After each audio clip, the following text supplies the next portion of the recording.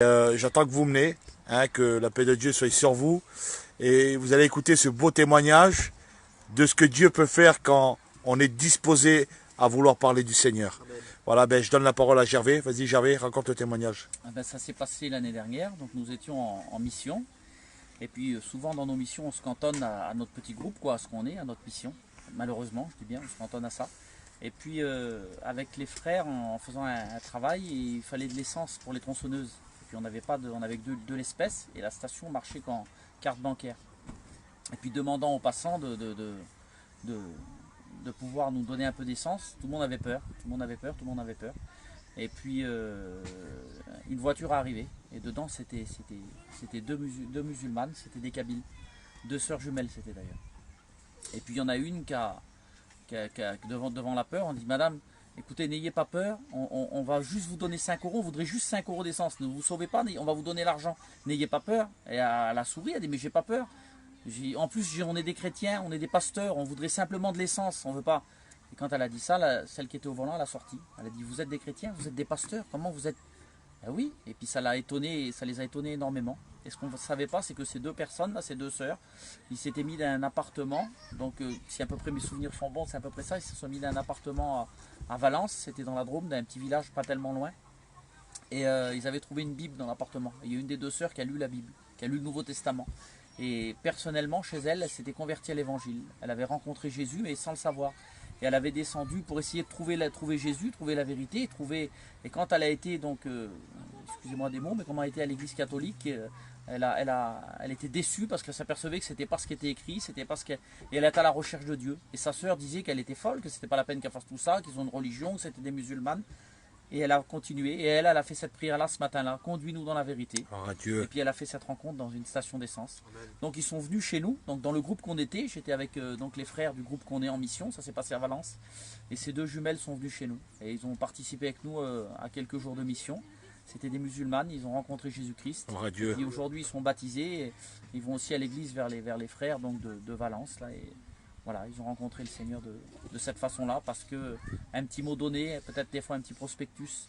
Donc l'évangile, c'est pas se cantonner à chez nous, ça c'est dépassé maintenant. Je crois Alors, que Dieu. plus que ça, faut aller les chercher. Amen. Ça. Alors, vous avez écouté, hein, moi ça, je vous dis franc, dans moi, je suis bouleversé par rapport, bien, combien de voitures qu'ils ont arrêtées, et combien de gens qui ont eu peur et qui n'ont pas voulu bien les dépanner pour pouvoir mettre cette essence-là. Et Il y avait le frère Pram, c'était le frère Pram aussi, cette expérience. quel plan de Dieu. Il a fallu qu'ils vont bien, chez deux jeunes filles là, qui avaient là deux femmes, une était à la recherche du Seigneur. Et imaginez-vous un peu que quand il lui dit qu'il est pasteur, donc eh bien c'était la confirmation pour elle pour qu'elle puisse suivre le Seigneur. Et quelle beauté, ils les ont baptisés. Deux Kabyles, donc deux sœurs jumelles, c'était. Ils les ont baptisés. Aujourd'hui, c'est deux chrétiennes qui vont à l'église de où? De Valence, l'église de Valence. Voilà.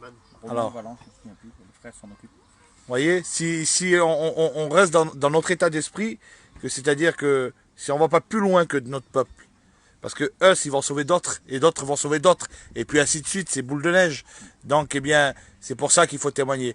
Et si j'avais... J'ai fait une deuxième expérience. Voilà, c'est ce que j'allais dire. J'ai fait une deuxième expérience aussi, il y a quelques années en arrière, j'étais jeune. Et puis pour résumer vite fait, parce que certains ont peut-être écouté cette expérience-là, j'étais tout jeune. Et je me tenais à ce que j'ai toujours été habitué à faire, à mes missions, donc à partir du mois de mai. Et ce qui est bon aussi, merci Seigneur, Amen. ce qui était du mois de mai jusqu'au mois d'août, avec mes copains engagés avec un chapiteau. Et à un moment donné, pratiquement à la fin de l'été, j'ai eu à cœur de partir de la mission. Pourtant j'étais un des responsables du groupe, j'étais avec Kiki, avec Charlot à l'époque et Mimi, on était ensemble engagés. Et j'ai parti pour un homme que moi je pensais comme ça, un homme qui était arrivé en fin de vie et qu'on avait témoigné. Et cet homme-là, j'avais parlé de Dieu, c'était la famille Mouche. Et il n'était pas encore baptisé. Et dans mon cœur, je me suis dit, je n'ai pas terminé mon travail. Alors de fil en aiguille, j'ai tout laissé, les frères, la dernière tournée, tant pis, la dernière mission. Et j'ai été rejoindre cet homme. Et j'étais convaincu que j'allais pour cet homme-là, pour pouvoir le baptiser. Et quand je suis arrivé vers cet homme, j'ai traversé la France. Et puis je suis arrivé en Normandie. Et quand je me suis placé avec ces gens-là, le soir, j'ai parlé avec cet homme. J'ai dit, voilà, je suis venu te trouver parce que tu vas quitter la terre et puis il faut te baptiser. Et il m'a dit oui, d'accord. Et moi je pensais que j'avais fait mon travail, j'étais content parce que pour moi j'étais venu pour cela. Et le soir, cet homme-là s'est couché, il était fatigué. Et moi j'ai pris ma voiture et j'ai sorti de la place. pour aller me promener dans le pays, comme je venais d'arriver. Et je me suis trompé de route. De tourner à droite, j'ai tourné à gauche. Et je me suis retrouvé dans un chemin, j'ai dit, je me suis trompé. Et j'ai voulu faire demi-tour. Et quand j'ai fait demi-tour, des grosses lumières m'ont éclairé, m'ont ébloui. C'était un camion de CRS qui était arrêté là. Et moi, je suis reconnu pasteur depuis les années 2000 et j'ai une carte de pasteur. Donc il ne m'a jamais servi de ma vie, jamais je m'en ai servi. Et puis là, ils m'ont demandé, qu'est-ce que vous faites? J'ai dit, monsieur, je vais en ville. Il dit, vous rigolez, c'est de l'autre côté la ville. Alors j'ai donné mes papiers. Puis à l'époque, les papiers, c'était des permis qui se dépliaient. Et quand j'ai tendu mon permis à ce monsieur-là, puis déjà un CRS, normalement, il ne nous contrôle pas pour le permis, il a ouvert le permis. Et moi, je n'aurais jamais parlé de Dieu, peut-être. Il a ouvert le permis, et quand il a ouvert le permis, il a dit, vous êtes pasteur? Je dis, oui, monsieur. Et quand il a sorti ma carte de pasteur, que je ne m'avais jamais servi, ma carte de pasteur. Je dis, oui, je suis pasteur. Et il a dit, alors, vous savez ce qui va se passer dans la fin des temps? Vous savez que Jésus revient? Et puis à côté, il y en avait un autre à côté de lui, c'était un Kabyle justement. Et il disait, je vous l'avais dit, chef, que Jésus nous cherche, je vous l'avais dit. Mais je dis, pourquoi vous dites ça? Et ben il dit, parce que on rencontre des évangélistes partout, à chaque jour, qui nous disent que Jésus nous aime, que Jésus revient. On est bouleversé par cela. Et ben j'ai écouté, monter dans la voiture, et je vais vous expliquer. Et là, ils sont montés tous les trois avec moi dans ma voiture, j'avais une BX. Il y avait le chef de la section des CRS qui était à côté de moi, ils étaient trois, et le Kabyle derrière et un autre. Et j'ai commencé à leur témoigner de l'amour de Dieu. Et j'ai senti une puissante action de Dieu. Et j'avais juste un Nouveau Testament, un tout petit Nouveau Testament Gédéon, la bleue. Et j'ai commencé à ouvrir le Nouveau Testament. Je dis, vous êtes CRS, je dis, voilà ce qui va se passer. Et j'ai pris le texte de Timothée 3. Dans les derniers temps, les jeunes seront rebelles à leurs parents, la violence augmentera et toutes ces choses-là. Je dis, vous qui êtes CRS, vous le savez plus que n'importe qui, ça. Qu'aujourd'hui, il y a de la colère, aujourd'hui, il y a de la rébellion, aujourd'hui, que les jeunes sont rebelles. Et puis j'ai prêché. Et quand j'ai prêché, je pense que c'est le plus beau message que j'ai dû faire. Certainement plus beau que dans la plus grande des églises. Et le Saint-Esprit a descendu puissamment dans la voiture. Et j'ai senti une action forte. Et moi, je ne savais pas la vie de ces hommes-là que j'étais en train de leur parler. Je dis, monsieur, il y a tellement de foyers détruits par la drogue. Je dis, par l'alcool, qui ont été séparés. Je dis, il y a tellement de choses. Et puis j'ai vu ce grand monsieur qui était à côté de moi, qui était en train de se briser, qui pleurait. Et puis forcément, évidemment, j'en profitais, j'évangélisais. Gloire à Dieu. Il a dit à la fin de la réunion, de ce moment qu'on a passé, il a dit monsieur, il dit comment je vais faire? Il dit voilà, il dit j'ai un petit bébé, une petite fille qui a 5 ans. Pratiquement je la connais pas parce que je suis chef d'une section de CRS. Et ma femme, elle m'a quitté, elle est partie. Parce que je lui ai fait des centaines de fois la promesse, disant ça y est, on tourne la page, j'arrête de boire. Mais il dit je bois monsieur. Je reste 15 jours sans boire. Et il dit dès que je reviens et que je rentre à la caserne, quelquefois avant de partir, un petit apéro, un petit verre. Et il dit ça redémarre monsieur. Il dit est-ce que vous croyez que Jésus peut me délivrer de l'alcool? Est-ce que vous croyez qu'il peut me ramener ma femme? Mais je suis bien sûr qu'il peut le faire. Je vais prier pour vous dans la voiture maintenant. Gloire à Dieu. Et on a commencé à prier. Et cet homme-là, les deux grands yeux ouverts, plein de larmes, il a dit Jésus, je te connais pas. Mais si tu pouvais me ramener ma femme et me délivrer de l'alcool. Gloire à Dieu. Et puis je les ai quittés. Et je leur ai donné rendez-vous chez moi le lendemain. Je vous avez vu qu'il y a des caravanes, je vous invite à venir chez moi pour pouvoir vous donner une Bible, parce que j'avais qu'un Nouveau Testament. Et je vais encore vous parler de Jésus. Et le lendemain, j'ai raconté cette expérience à ma femme, parce que j'avais rentré tard. Et je dis demain, ils vont venir à 2 h. Elle pensait qu'ils n'allaient pas venir, elle dit ça m'étonnerait qu'ils viennent. Et j'étais faire mon marché. Et quand je suis revenu du marché, il y avait un homme qui m'attendait devant la place. Il dit mon garçon, c'est toi qui viens d'arriver? Je dis oui. Il dit fais bien attention, il dit il y a tous les schmitts maintenant. Je dis tracasse-toi pas, je sais ce que c'est. Et quand je suis venu, ils étaient 9.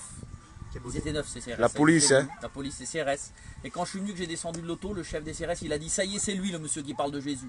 Gloire à le Dieu. petit monsieur qui nous a parlé de Jésus. Ben, j'ai dit oui, je vais vous parler de Jésus. Gloire à Dieu. J'ai pris ma guitare, je vais le faire à travers une chanson. On leur a rendu témoignage. Et je leur ai donné à tous une Bible et mon numéro de téléphone. Ils étaient 9. Et l'expérience là, moi je pensais que ça va arrêter là, je suis parti. Et puis finalement, il y a eu une cousine à moi qui a eu un problème à la tête. J'ai quitté ces gens-là et c'est pas moi qui a baptisé cet homme-là. C'est les frères de l'église c'est le petit Pinot de Chelles qui l'ont baptisé. Mais peu importe de toute façon. Amen. Mais c'est pour vous dire la direction de Dieu. Et 1 mois et demi après, je reçois un coup de téléphone. Et le coup de téléphone, c'était ça. Allô, monsieur le pasteur? Moi, je croyais que c'était un copain qui me faisait une blague. Je dis oui, c'est moi, monsieur le pasteur. Il me dit c'est moi, Eric. Je m'en souviens plus de son nom de famille. Eric, comme ça et comme ça. Vous vous souvenez de moi? Je dis pardonnez-moi, je ne vois pas du tout qui vous êtes. Il dit je suis le CRS que vous avez rencontré le mois dernier en Normandie. Il dit ça y est frère, j'ai rencontré Jésus. Gloire à Dieu. Il dit ma femme elle est revenue et je bois plus une goutte d'alcool. Gloire à J'ai Dieu. récupéré mon foyer. Et il dit le petit Kabyle que vous avez, les 3 premiers que vous avez rencontrés, on se baptise tous les 3. On fait partie de l'assemblée de Dieu de Créteil dans le Val-de-Marne. Et le pasteur il vous invite à venir parce qu'on a dit qu'on a rencontré Jésus avec un petit gitan. Et donc ils se sont aussi baptisés, ces 3-là. Donc dans sa grâce divine, moi j'ai cru venir pour baptiser un homme. baptiser quelqu'un de mon peuple, quelqu'un de ma race, et puis c'est bien, merci Seigneur, il s'est baptisé de toute façon. Mais Dieu dans ta grâce, dans sa grâce, il m'a fait faire cette expérience parce que c'est pas moi. Parce que si Dieu m'aurait dit tu vas traverser la France, tu vas rencontrer des CRS, je l'aurais certainement pas fait moi.